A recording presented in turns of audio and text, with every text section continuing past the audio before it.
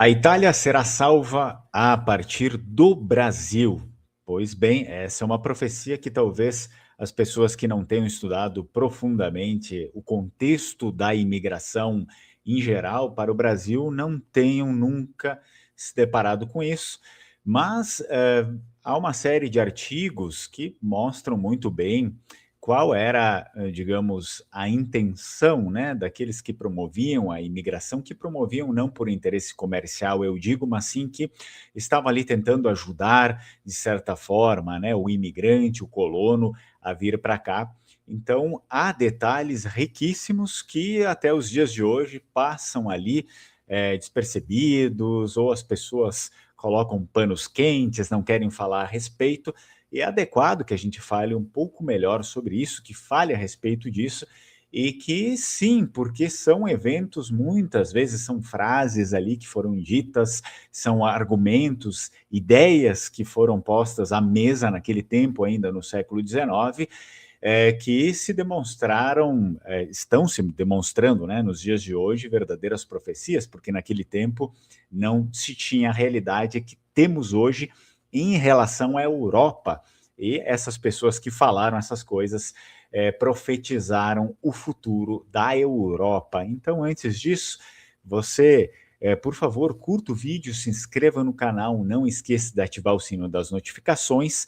E, claro, se quiser se tornar membro do canal Lenguamare, é possível fazer isso ativando ali a ferramenta dos membros. Você pode entrar aqui nos membros do canal, você vai ter conteúdo exclusivo e principalmente você aí que é descendente de Vênetos, vai ter uma série de conteúdos especiais. Agora eu estou colocando ali músicas medievais vênetas com tradução, né, da língua vêneta, a língua vêneta em si para você cantar e a tradução em português para você saber exatamente o que está sendo cantado ali, né? Então, faça parte do clube de membros do canal Lenguamare. Se desejar apenas apoiar com qualquer valor, também é possível fazer pelo Pix 54992 22 calma aí, 54992 62 28 28, né, que é o Pix do canal. Não vou passar o Pix de outra pessoa aí para vocês.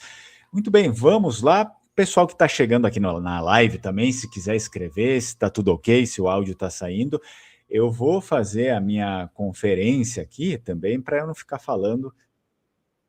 Então, vamos passar, começa, tá bem? Para que eu tenha certeza que está ok. Bom, parece que sim. Bom, então vou começar aqui, vamos falar. Primeiramente, né, a gente precisa pontuar aqui quais são artigos que falam a respeito disso. Bom, muitas universidades aqui no Brasil já produziram artigos referentes à imigração, né, então muitos livros foram escritos. Eu, basicamente, tirei muitas referências aí do que eu vou falar para vocês de alguns artigos acadêmicos que a gente consegue encontrar aí na internet. Nós temos o Google acadêmico também, né? Vamos ver se eu consigo exibir isso daqui para vocês. Alguns deles, apenas alguns, apenas para mostrar, né, de onde saem certas referências. Vamos ver, tem aqui esse, né? Esse daqui é um artigo bem importante que fala sobre essas coisas. Já vou colocar aqui na tela para vocês. Está ali, por exemplo, né? Esse artigo, vamos ver o nome dele direito aqui, que é a Matriz Católica da ex-Quarta Colônia de Imigração Italiana, mas é óbvio que eles acabam não falando apenas da Quarta Colônia, eles falam em geral também, mas esse artigo ele vai focar lá na Quarta Colônia de Imigração, né? A chegada dos imigrantes, dos primeiros padres, e vai contando toda a história e permeando. Eu vou colocar mais um artigo aqui para vocês na tela, por curiosidade, né, para vocês saberem. Outro artigo que fala bastante a respeito disso, vou colocar aqui na tela. É esse, se não me engano, esse daqui foi lançado pela URGS, né? Então, vamos lá. Nós temos aqui, olha só na tela, os padres palotinos e suas inserções na região central do Rio Grande do Sul, catolicismo, poder e imigração italiana. Então, também vai falar a respeito disso, que nós vamos mencionar aqui no vídeo. Vamos para um outro artigo aqui, Eu não vou apresentar todos, né, porque eu tenho uma lista, depois eu posso deixar aí para vocês também, quem tiver mais interesse, né, de ler os artigos na íntegra, depois eu coloco eles ali. Vamos ver, tem esse também que é interessante, é um simpósio nacional de história que ocorreu no Rio de Janeiro em 2021, portanto não é tão antigo. As trajetórias de Savino, Tripodi e Pietro Colbachini, para quem não conhece, esse Pietro Colbachini também era um sacerdote muito relevante, né? Protagonistas dos caminhos da imigração italiana no Paraná, no caso, eles colocam descaminhos porque teve muitos problemas, né? Por isso. Então, tá aí. Muitos artigos falam a respeito disso. Eu tenho mais alguns links que eu não vou mostrar, porque senão a gente fica enrolando demais aqui. Bem, iniciando, a gente precisa ir para o contexto do século XIX, antes da gente explicar que profecia é essa, tá? Da Itália ser salva a partir do Brasil, uma profecia que foi feita lá no século XIX já. Então, para entender o papel aí desses padres, a gente precisa da Europa do século XIX. A segunda metade do século XIX, ela foi bastante marcada pelo processo que nós sabemos da unificação italiana, conhecido como Risorgimento, né? Esse processo, ele não foi apenas político, mas foi também profundamente religioso e ideológico. Então, as pessoas pouco sabem a respeito disso. Ele foi também religioso e ideológico. Bem, o novo Estado italiano, ele tomou as terras, a gente sabe, muitas terras, acabou confiscando de maneira, muitas vezes, ou direta ou indireta, do colono, muitas terras, às vezes, que eram cedidas, né, em comodato, ou terras, enfim, que eram cedidas de uma certa forma feudal daquela época, o governo italiano acabou tomando e também tomou as terras da igreja, como nós sabemos. O Papa, ele perdeu o poder temporal e passou a se considerar um prisioneiro no Vaticano por muito tempo, considerou-se assim.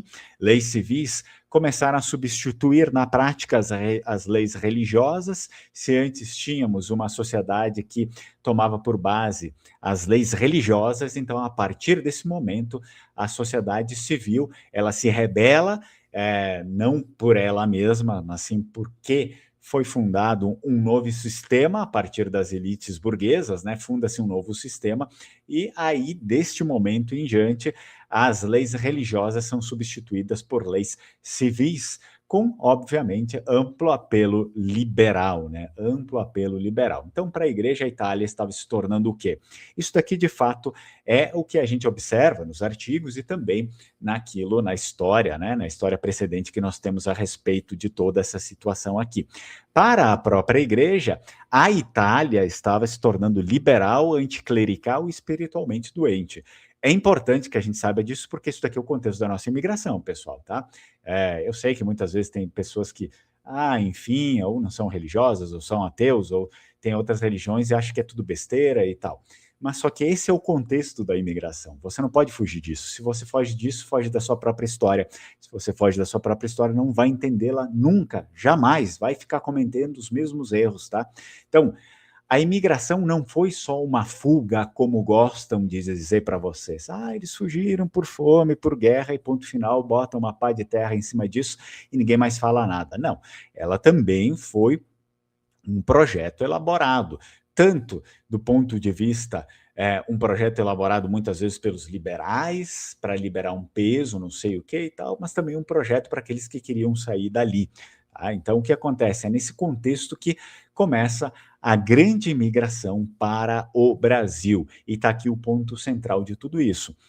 Os padres, eles não viam a imigração apenas como fuga da miséria, porque, de certa medida, os camponeses, né, a priori, né, os nossos camponeses, em primeiro momento, eles viam como uma fuga da miséria, e já os padres não viam somente como uma fuga da miséria, eles enxergavam como uma oportunidade também, não só a oportunidade daquelas pessoas fazerem uma nova vida, continuarem vivendo, perpetuando, porque Se ficassem, muitas vezes existiam famílias que iam ser totalmente dizimadas, né? Ou militarmente naquela confusão, ou por conta da fome mesmo, porque existia uma série de outras doenças, a própria pelágra que se alastrava por falta de nutrientes, por falta de comida, né? Então as pessoas estavam morrendo por isso, mas também uma oportunidade de eles, os camponeses, fugirem daquela realidade e deixar aquela realidade para trás, no sentido deles poderem perpetuar a mesma vida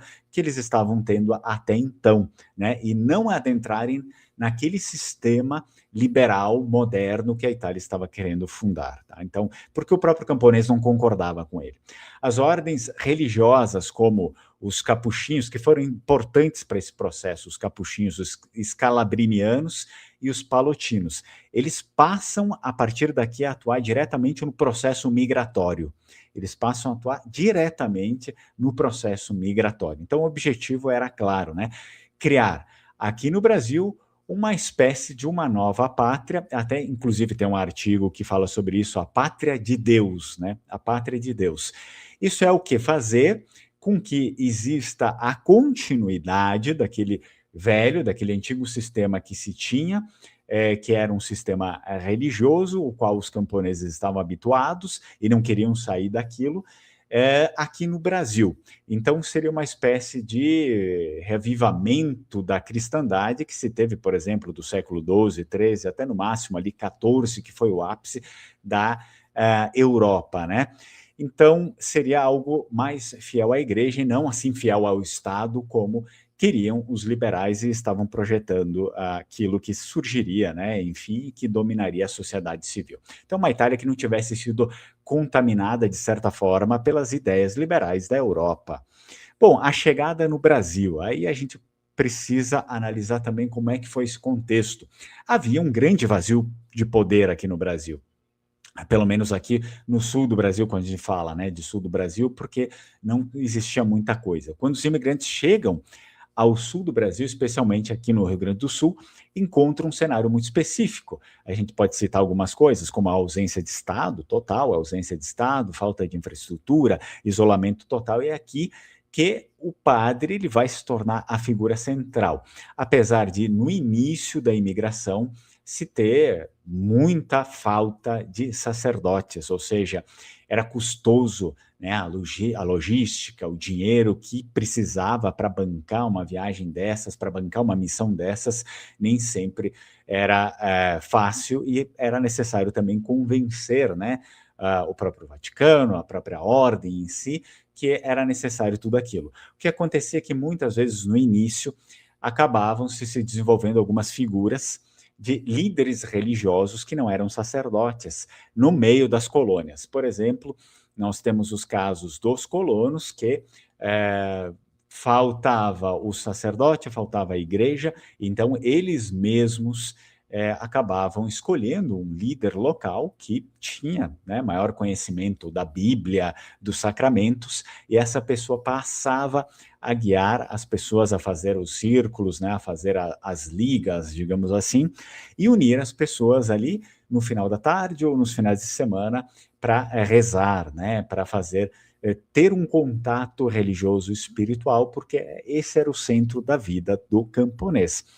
A partir de um certo ponto, né, as ordens em si, elas começam, elas desenvolvem esse pensamento, eles começam de certa forma, a convencer, né, a convencer os seus superiores da importância de se mandar missionários para cá, né, missionários que venham e que fiquem, porque a população estava, né, sentindo falta disso, a população não tinha nada, estava abandonada, e a igreja brasileira não vinha a atendê-los, né, a igreja não, a igreja do Brasil, né, não tinha esse contato, enfim, não falava nem a mesma língua, o que dificultava ainda mais, e a logística era praticamente impossível.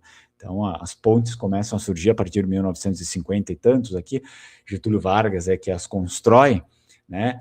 E nesse momento a gente está num momento de muito isolamento. Bom, aí nós temos sim, quando começa a chegar esse reforço, vem o padre como centro da colônia. Nas colônias, o padre, ele não era apenas uma figura religiosa, é importante saber disso, ele não era apenas aquele que ficava lá, né, só rezando a missa. Então, ele era tudo, na verdade. Ele tinha funções reais de desempenho. Ele era mediador de conflitos, né? Se existisse algum conflito, inclusive de terras, ele precisava amenizar aquilo ali, a resolver aquilo ali. Ele era conselheiro jurídico também, professor, organizador social, até uma espécie de médico improvisado. Era necessário que o padre assumisse essas funções aqui por bem. Então, por isso, muitos relatos que a gente vai encontrar nesses artigos aqui, até assinalo alguns ali, né, dizem o seguinte, que sem o padre, a colônia era apenas um amontoado de indivíduos. As pessoas em si acabavam ficando perdidas em um certo momento, né? Outra coisa essencial desse centro que a gente tem, né, da civilização que nasce, que surge a partir dessas imigrações, é a capela, que vai ser o coração da vida social. A primeira grande construção de uma colônia quase sempre era a capela, né? Isso não era apenas religioso. Por quê? Porque a capela, ela simbolizava o ponto de encontro, centro de decisões, espaço de identidade coletiva. Era ali que, de fato, ia nascer a comunidade. A comunidade nascia dali, desse ponto de união, né? Que todos se encontravam ali para confraternizar de certo aspecto, de certas formas, daquilo que precisava. Bom, depois a gente pode avançar para a preservação da identidade, o que a igreja acaba tendo um papel muito protagonista para que se preserve a identidade. É por isso que, apesar de muitos anos, né, terem se passado, muito aculturamento, isso e aquilo, ainda se tem, né, bolsões de resistência, núcleos de resistência da cultura vêneta do século XIX, aqui no Rio Grande do Sul, para o interior, né, nem tanto nas cidades, nos centros, mas o interior ele ainda preserva, ele ainda é forte. Por quê? Porque o interior ainda é muito ligado à questão religiosa, né, à paróquia, e ainda existe essa preservação da identidade por conta disso. Então, entrou aqui um ponto fundamental. A igreja, nesse momento, foi o principal, a igreja que vinha da Itália, né, não a igreja brasileira. A igreja foi o principal agente da preservação da identidade. Quando a gente está falando daqui, a gente está falando especificamente em maior número da identidade vêneta, né? Como é que isso acontecia?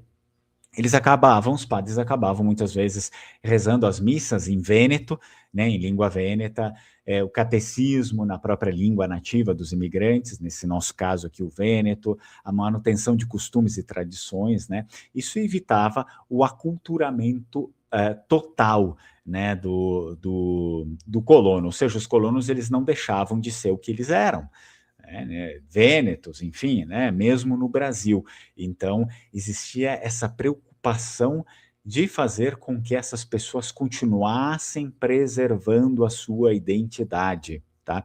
A sua identidade. Por quê? Porque a questão religiosa também estava ligada com a identidade. Então, se porventura eles começassem a perder a sua identidade, eles perderiam provavelmente também a fé. Essa era o principal base também fundamental que os padres que vinham da Itália se preocupavam disso. E os padres que vinham da Itália, geralmente eles eram mais duros e restritos do que pelo menos é o que muitos artigos aqui apontam sobre isso, né?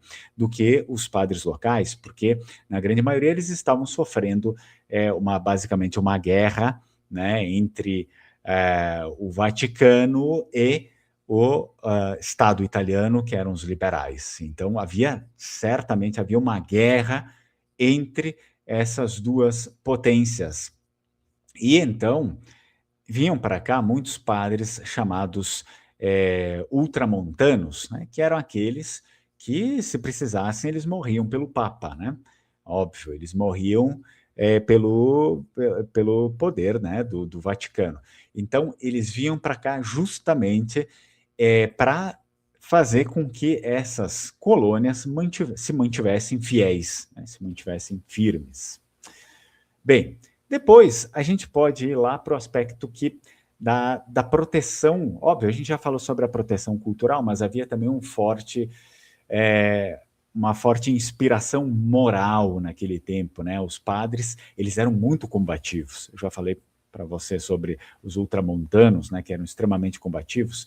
Inclusive, muitos deles quase foram mortos no Brasil por conta dos liberais brasileiros. O Brasil também estava sob influência fortíssima dos liberais, as prefeituras, os governos estaduais, a própria república recém-fundada, né, era uma república extremamente, né, liberal. Então, nós temos casos aí, se não me lembro se foi o Cobalcini ou o padre Nosadini, que foi capturado pelos liberais, foi preso num galpão, se foi capturado, foi sequestrado, né, pelos liberais, preso num galpão e sofreu tortura por vários dias e só não morreu porque ele foi liberado pelos colonos. Isso aconteceu aqui no Rio Grande do Sul, em Caxias do Sul.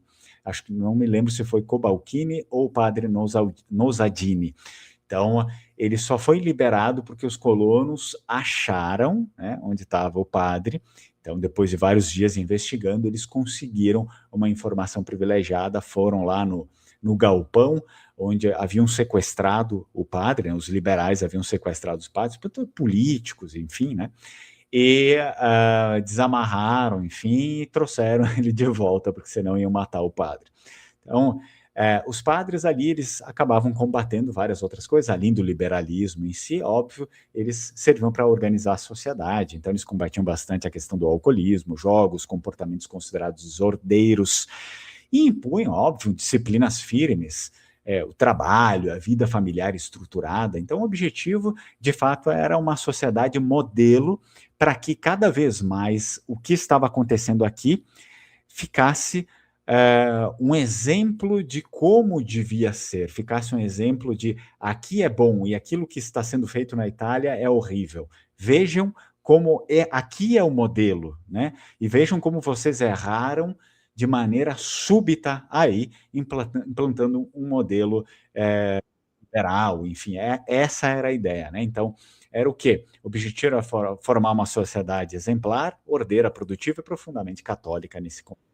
Então, o projeto ideológico que existia nesse espaço era uma reconquista. Era necessário, né, que houvesse um pensamento de reconquista. Então, os próprios artigos abordam isso, que esse é o ponto mais profundo e até mais interessante da gente abordar, né? Para muitos padres, e principalmente os ultramontanos, as colônias eram um verdadeiro laboratório da cristandade, para que ressurgisse, né, não se acabasse a cristandade que já havia e que os colonos já estavam imersos naquilo, mas que ressurgisse com força aquela cristandade do século XII, XIII, principalmente. Né? A lógica era simples. Então, para a Itália e para a igreja, né, que vinha da Itália, e também, óbvio, para os camponeses. Daqui a pouco eu vou ver os comentários de vocês, tá bom? Então, para os padres e também para aqueles camponeses, a Itália estava perdida, estava totalmente perdida, né? Então, existem aí comentários de padres dizendo: vamos embora daqui, porque isso aqui vai virar a Turquia. Grande frase profética, né? Outra profecia, outra profecia. Não existia nada, nenhum elemento de islamização naquela época, no século XIX. Existia, óbvio, o ataque frontal às leis, à religiosidade, principalmente, isso aí existia, né? A unificação foi totalmente antirreligiosa, né?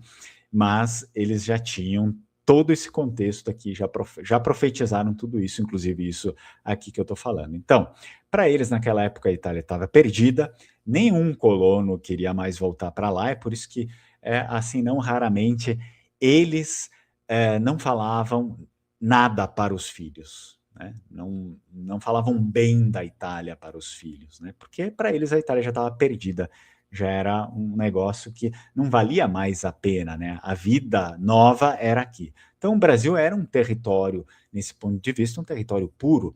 Puro não no sentido romântico, mas puro porque em primeiro lugar, não havia nada, pelo menos aqui no Brasil meridional, né?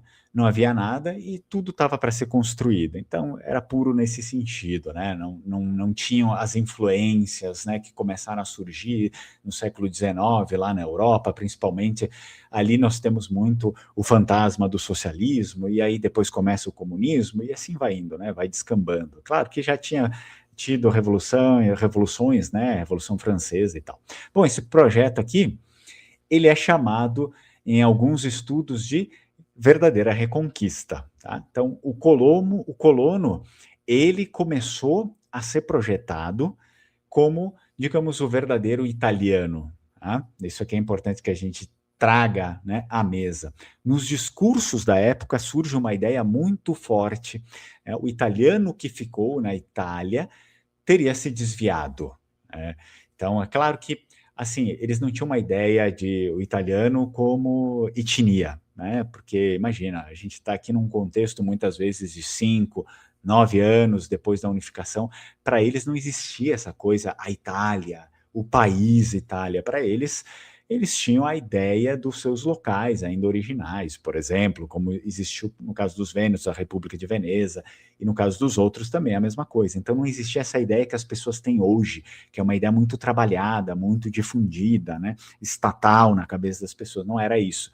Então, mas sim o italiano como aquele que faz parte ali da península, né? Então todos são nesse sentido aqui.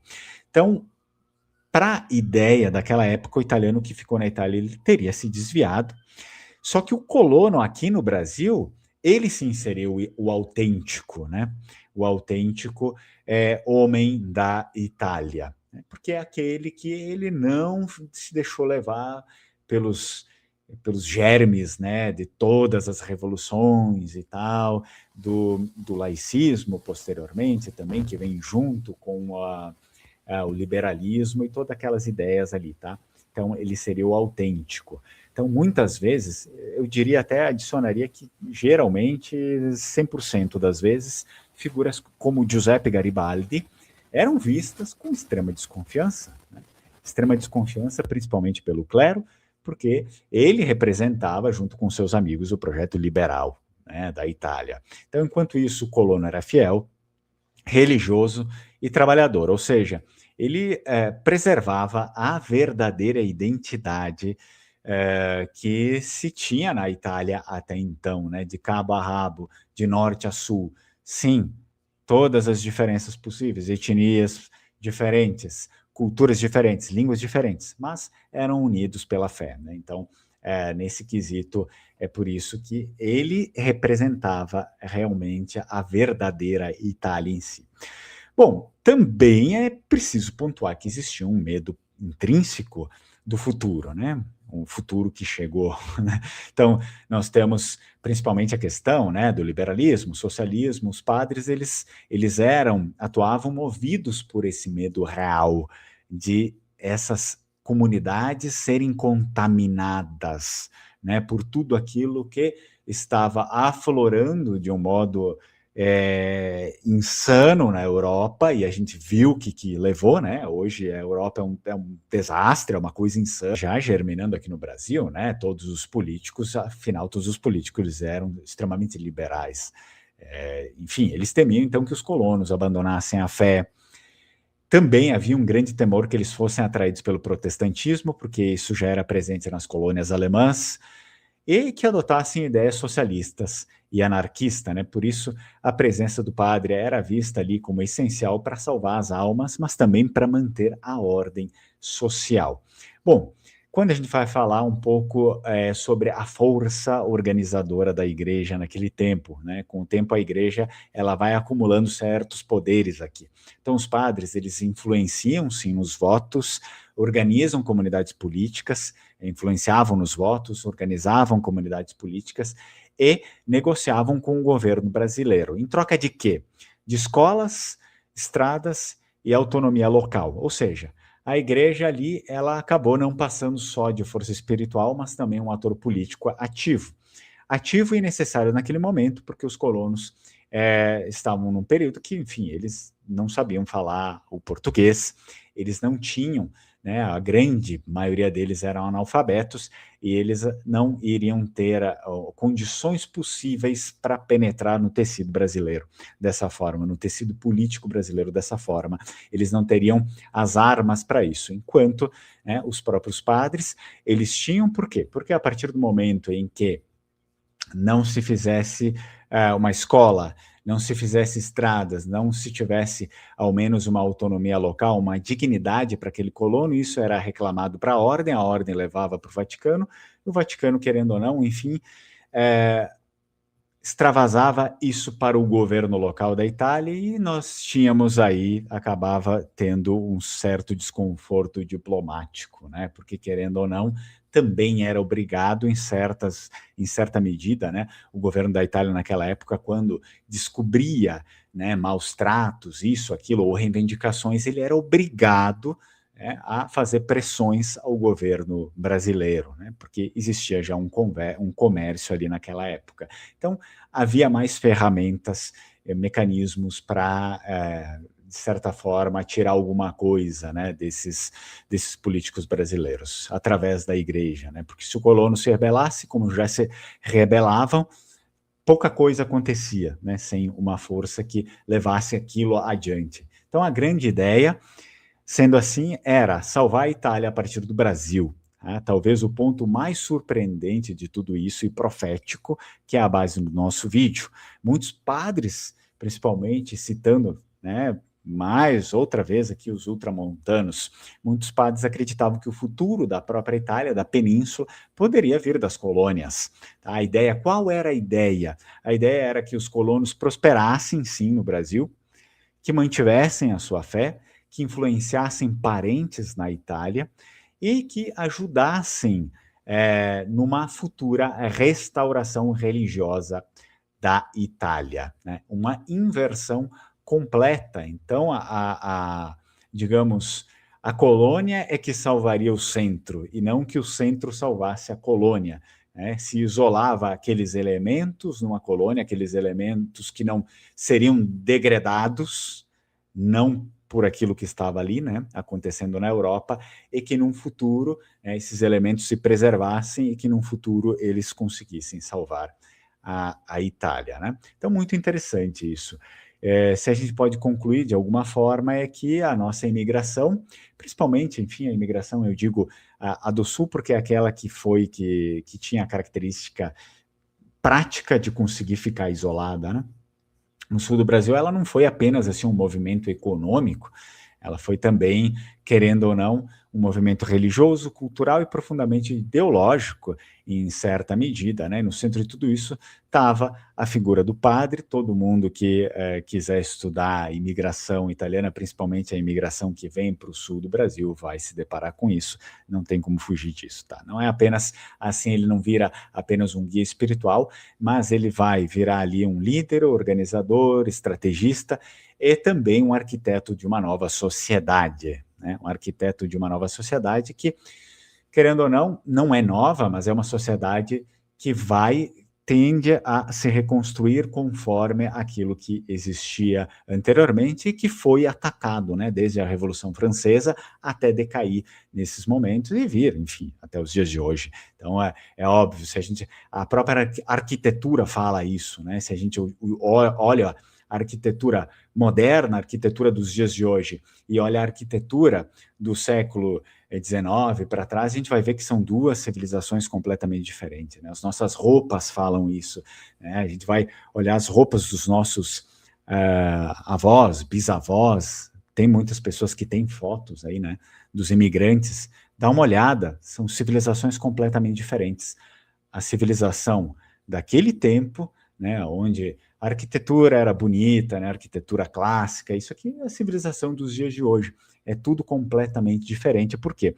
Porque foram duas propostas, dois projetos de civilização que se chocaram em certo momento, e óbvio, o projeto de civilização liberal acabou ficando aí, né? Então é isso que aconteceu. Vamos lá, pessoal, vamos dar uma olhada aqui no que vocês escreveram. Muito boa sua explicação, muito obrigado. Muito obrigado, César, muito obrigado. Então, é necessário que a gente explique, né, sobre essas coisas, porque muita gente fica se deixando levar por mitos, existe muito mito, existe muita confusão, muita ideologia dos dias de hoje, né? E fala, não, vamos ocultar isso daqui, vamos ocultar. E não é raro que a gente veja livros sendo lançados com ótica marxista, muitas vezes, sobre essas coisas.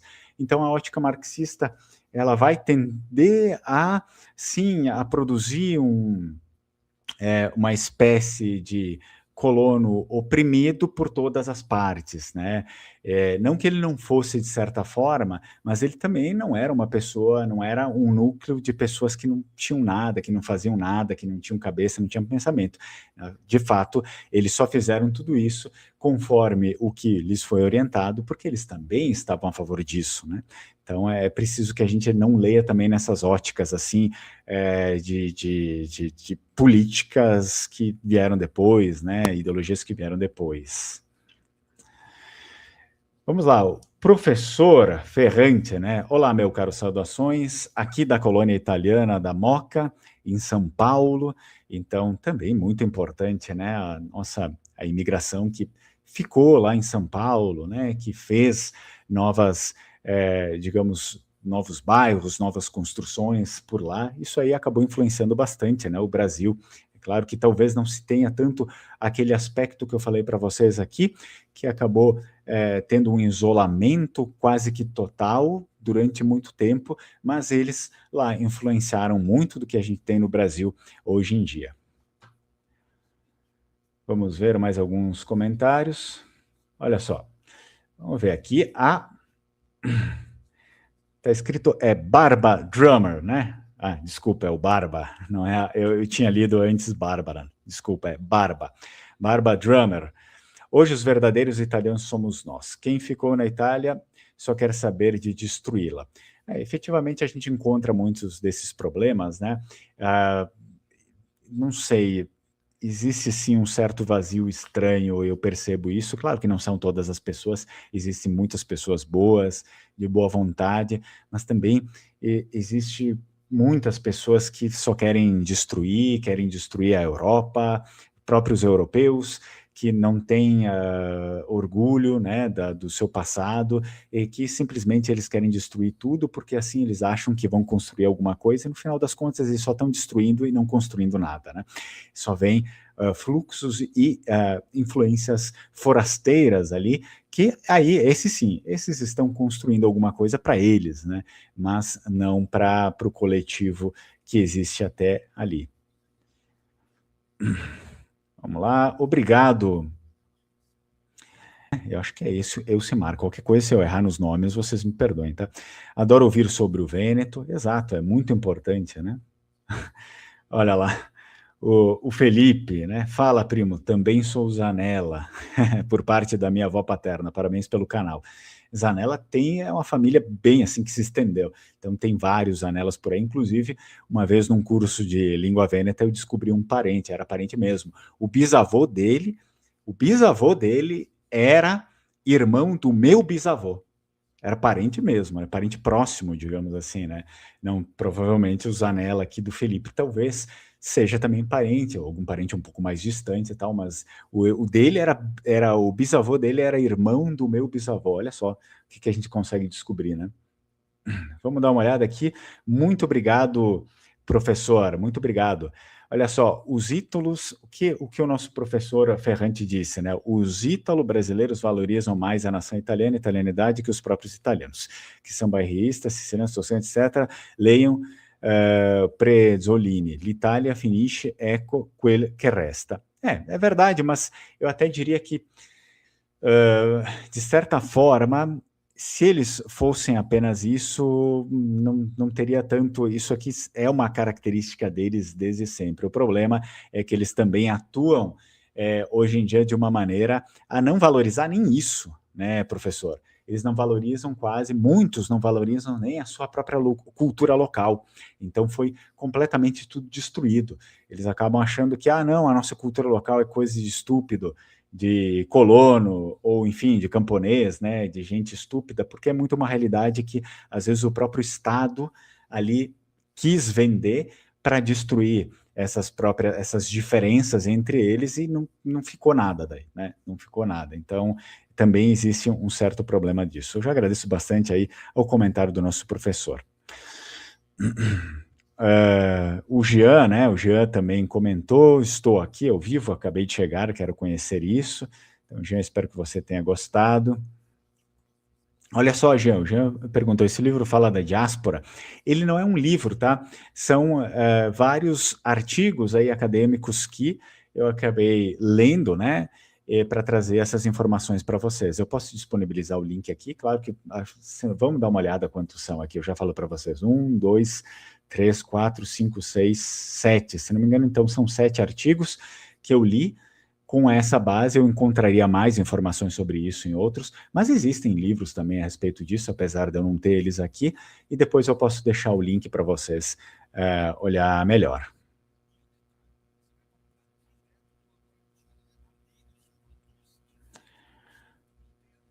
Vamos dar uma olhada em outros comentários aqui. Olha só, Fernando, mas isso é uma profecia mesmo, como o título do vídeo dá a entender, ou era apenas um projeto idealista dos sacerdotes católicos do século XIX?